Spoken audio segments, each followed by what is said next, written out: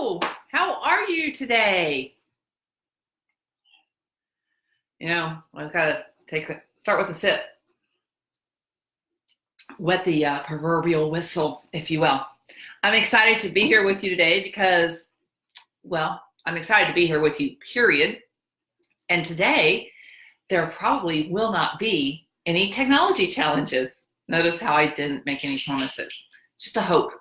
I'm trusting the process today and looking forward to some people hopping on live. I also want to welcome those of you who will be watching the recording of this. And my hope is that when you watch this video, because today's topic is what's next, is that you will get an opportunity to watch it before the start of the new year.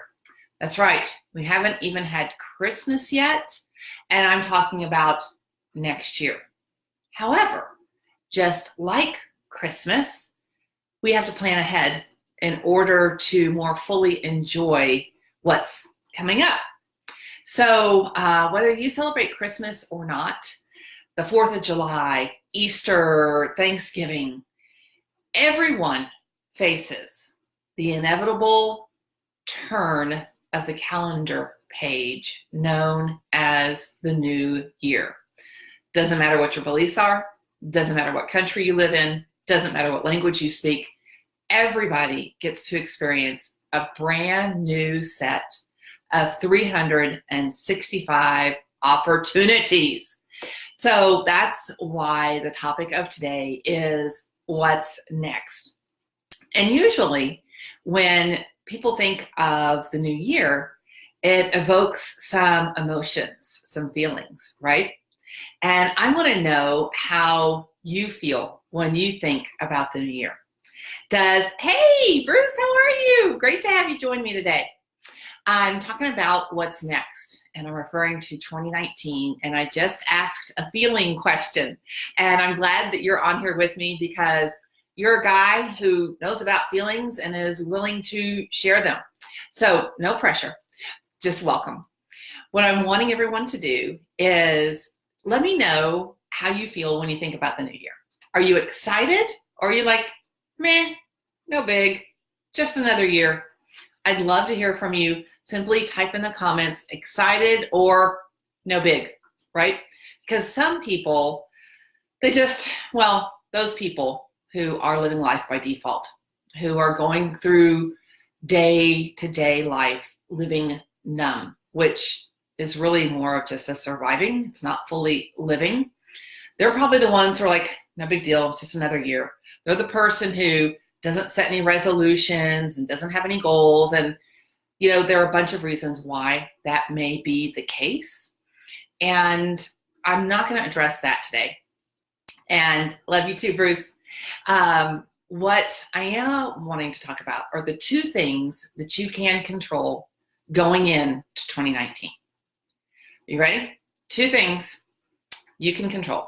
Number one is attitude. Hey, Michael, great to have you on board. And before I go any farther, I want to give you a shout out and a props to Michael Ford, who yesterday committed on LinkedIn that he would be on here today. And boom, here he is. So well done, Michael. You are a man of integrity and high character. Thank you for joining us. So I'm talking about the two things we can control next year: attitude and action. Now, attitude is a topic in and of itself. And for those of you who've watched in the past, I could go on and on about that.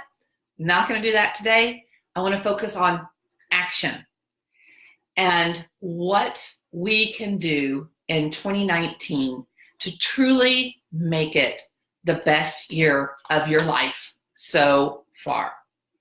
So over the next couple of weeks, in fact, I already saw something posted in my Facebook feed today. People are talking about their word of the year. What is their anchor going to be for 2019? Because we can make all the plans we want to. In fact, my favorite book talks about making plans, about asking, seeking, and knocking. Ultimately, since we're not in this planet or on this big ball all on our own, That means we can make all the plans we want to. They're not necessarily going to bear out the way we intended. And so when we talk about having a word for the year, that is, like I said, it's an anchor so that when we maybe start to drift off course, we can come right back to it. Some people might refer to it as a trigger word. It's that word that gets you refocused. I want to be a little more specific than what's your word of the year or what is your mantra for the year. I want to be very intentional, and I want to talk about what is your verb of the year. What is your verb for 2019? In order for you to own it, you're going to have to take action. So instead of a word, and there are some great words, I've had some fantastic words over the year. What they did was they helped center my mind and shift my focus. That doesn't mean I necessarily took action towards achieving my goals. So that's why I'm focused for 2019 on asking you, what's your verb? And when I ask you that, I want you to give it consideration. What word fires you up? What word gets those juices flowing? What word would describe something that you would do every day if you could, and like the cliche says, and never get paid for it? Maybe it's encourage. Maybe your verb is speak, write, run, clean. Bless your heart if your word is clean. Come on over to my house anytime. Maybe your word is walk. Maybe your word is cook or consult. The list is truly endless. What makes a difference is picking a word that matters to you. Now, here's a caveat. That word may not be reasonable. It may not be responsible to anyone else. And you know what? That's okay. You're not living anyone else's life. You're living your life. And that's what we're focused on. I want to know what your verb is. My word happens to be encourage. That's the verb I have. And that's part of why I hop on here every week, because I want to encourage you to live your life by design instead of living in default, because it is absolutely possible. So here's what I want you to do. I want you to spend some time between now and the end of the year thinking about what really gets you going. What action word? Because we all know nothing changes if nothing changes. And in order to initiate that change, we need to have our verb, have our word, and then put that into action every single day. If you're willing to do it, I simply want you to type the word verb into the comments. Just let me know you want to do it. You don't have to know your verb today. In fact, I'd be surprised if you did. Super cool if you do. Either way, type the word verb into the comments. Let me know you're going to give it some serious consideration so that you can be in charge of what happens next year. So here's the bottom line, folks. Whether you have a plan for next year or not, whether you have a verb for next year or not, 2019 is going to happen. We don't have a choice in that. That calendar is going to cycle every 24 hours. We're going to get a new day. We have 365 opportunities. Way to go, Michael. I knew you would. We have 365 opportunities in order to take action.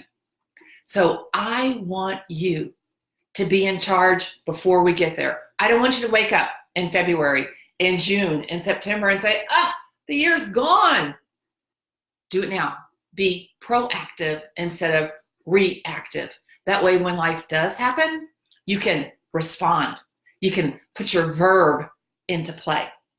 So here's what I would like you to do. And Bruce, you did too. All right, good job.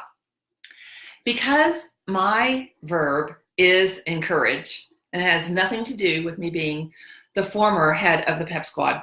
Just saying. I guess I knew I was an encourager before I knew I was an encourager. What I would love to do is I would love to encourage you. So once you have picked your verb, if you will shoot an email to me, Daphne at Daphne V. Smith. In fact, let me put the link in the comments right now. See, this is me squatting down.